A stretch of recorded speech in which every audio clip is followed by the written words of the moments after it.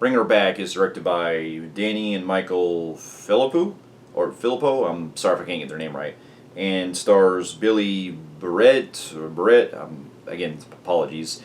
Sally Hawkins and Sora Wong.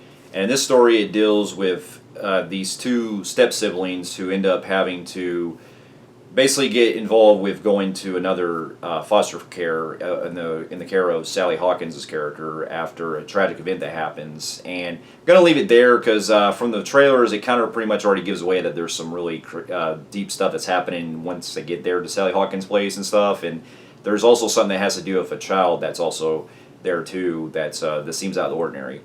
Now, here's a little backstory. Now, this movie was directed by the Filippo brothers, who also did Talk to Me from a couple years ago, and also started out on YouTube. Go figure. And I gotta admit, like when Talk to Me came out, it really surprised me, and it really, for a first-time feature from those guys, I felt like they really knocked it out of the park, and was a really great horror film with not only being able to do something really unique with the supernatural genre, but it made it to where I really felt very disturbed in a lot of ways, and it was very unsettling in a lot. And it was really great, and for a first time feature, they really knocked it out of the park. And I've also heard they're also planning to do a sequel to that as well, so I'm looking forward to it. But going to the trailers from this, I was really hyped for it because it was one of those kind of movies that I try to keep that at a very minimum, not really knowing much about what the plot was, because I didn't really like to go into it kind of with really the much expectations. I just thought it was going to be like, okay, some kind of ritual type movie or something. And so I went in just very with the bare minimum in mind. And much to my surprise, this movie I thought was pretty good. It's got a couple things that I'm really thinking about that's kind of holding me back from like really putting it as on par as, say, Talk to Me was in certain regards. But I still really commend it for the follow-up to that movie with being able to do something different than just following the same type of form, that's following the same type of one that we had before. And so to get my pros out of the way, I thought the cast in this were phenomenal. I thought Billy Barrett not only carries it as the lead teenager who's trying to, take care of his sister and stuff. The guy just really goes for it and he's got really great emotional range, and you really feel for his character in the way that he's trying to uncover and dealing with a lot with grief, because that's what the movie's theme is about grief and having to, go through a lot with trauma and stuff. And it's interesting how we're seeing a lot with these type of horror films that come out when it comes to dealing with trauma and all that, because there are other films that, well, funny enough, that has been made by A24 that deal with that, including Hereditary and also with Midsommar and all that. And so it does seem very familiar, but the way the way that the story carries it too, which I'll get into, it really plays a really big part that I could see what they were really going for in this regard. And Sally Hawkins, like, she really steals the show on this, because not only was she really, coming across as like very, it's like night and day where she's at in the movie, because there'll be times where she's out in public and stuff, she's being all kind of like nice and everything, and then when she gets at home, there's something very, unsettling about her that really makes her really feel unhinged. And as the movie progresses, you can definitely see why. And ever since I've seen her in Shape of Water, I feel like she's really, I'm glad to see her do more stuff and everything, and she really carries it in this a lot. And the same goes with the girl that plays and the same thing goes for the girl that plays Piper, Sora Wong, I believe that's her name.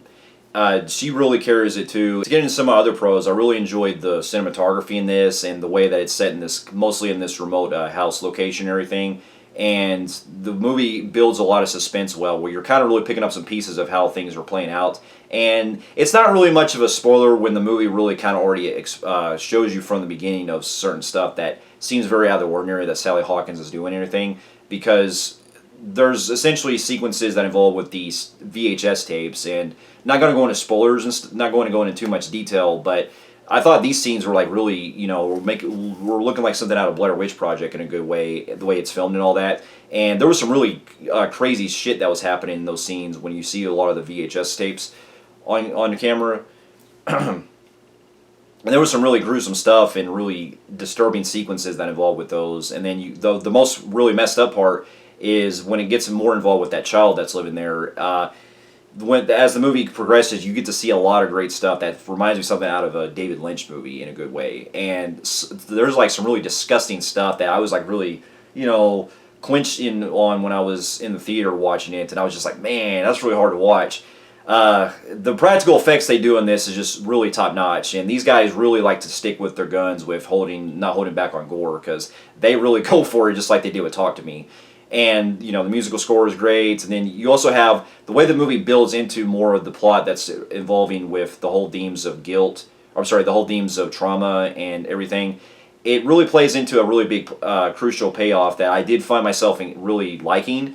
But I can also see the way that it kind of goes. It kind of takes things and twists on its head later on, because when we get to our final third act, let's just say that it actually does something that I kind of thought that they were going to do, but then because knowing these type of movies that come out every once in a while, it's good to see something that kind of changes your expectations. But I could definitely see the way that it split some people off, because there's a certain thing that happens. But it also played into the way that the whole stuff goes when we see a lot of when the ending that comes into play that has themes with family. And so if I had to get into any kind of just minor cons about that, keep in mind, I will have to say that there were some things I was just mostly questioning about it, and that has to be what exactly the point was when we actually get to the final scene. Because the whole movie is building up to something that you think is going to be really, really big happening, but instead it does something where it's like, okay, was it just meant to be something very symbolically? Because, I mean, with it being one of those type of, like, I don't want to say artsy, but those type of horror films that are trying to be more of a that are trying to be symbolic and things like that, where you're just trying to figure things out on your own. I appreciate that, where movies do like to make you think well, but it also kind of question the longevity behind it, especially how when we see the climax taking place of why exactly just something just happened just out of nowhere, just like that. You know what I mean? There's something that I feel like that they could have really spent more time with, and that also plays into the whole stuff that deals with the emotional level on this, because there are some really good moments that I enjoy with and so emotional moments that I really do give the movie credit for, but that also has a flaw in that from the beginning we see something that happens that goes down, but as you find out later on, other than like a quick backstory that happens, we really don't really get to know much really about a whole lot about our main characters' tragic past. We don't really get to really spend a whole lot of. I didn't really I felt the movie was kind of lacking in certain parts of the type of emotional level that I was trying to feel with it. Like there's parts where they explain the backstory, but it just really feels like there's more that they really could have either set up a better beginning with. You know what I mean? Instead of just immediately starting like that. I know that was the whole point with setting the plot in gear, but we could have maybe seen some more stuff that could have added more layers to it, because we see sequences that happen later on in the film where one of our main characters is dealing with essentially hallucinations and stuff like that, and they could have dived deeper into that. And I know there's a whole point about, you're doing less is more, but there's some instances where I feel like this was probably more needed to really have more emotional weight on it. But with that being said, though, I still found the film very engaging, and it was very disturbing at times.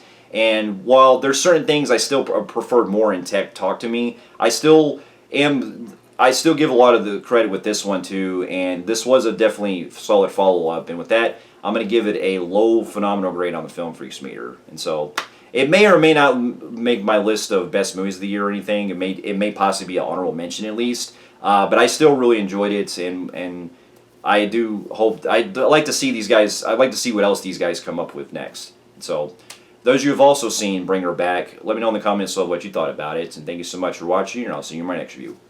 I'll see you later.